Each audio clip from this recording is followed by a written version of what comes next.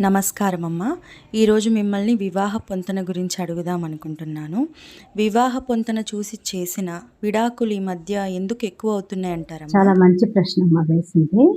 వివాహ పొంతన చేసిన విడాకులు ఎందుకవుతున్నాయి అనంటే, చెప్పే వాళ్ళని బట్టి తి పలు విధాలుగా వాళ్ళ జ్యోతిష్యులు గాని, సిద్ధాంతులు గాని, ఎవరైనా గాని లోతుగా వెళ్లి అనాలిసిస్ చేసిన వాళ్ళు బాగానే ఉన్నారు. పైపైన చెప్పిన వాళ్ళకి 36 పాయింట్లు కలిసినా గానీ, వాళ్ళు కోర్టులో కేసులు వేసుకొని డైవర్స్ తీసుకుంటున్నారు. సాధారణంగా వివాహ పొంతనంటే 18 దాటిన తర్వాత ఎంతైనా సరే వచ్చినా పెళ్లి చేయొచ్చు అనంటారు. కానీ అది కాదమ్మా. అష్టకూట పొంతననేది ఒకటుంటుంది. దాన్ని చూడాలి. ఇక్కడేంటంటే వస్యము, యోని, గణము ఇవన్నీ చూసి పంచాంగంలో చూసి చెప్తారు. అది కాదమ్మా. అన్ని క్యాలిక్యులేషన్స్ ఉండాలి. కుజదోషం చూసుకోవాలి. కాలసర్పదోషం చూసుకోవాలి.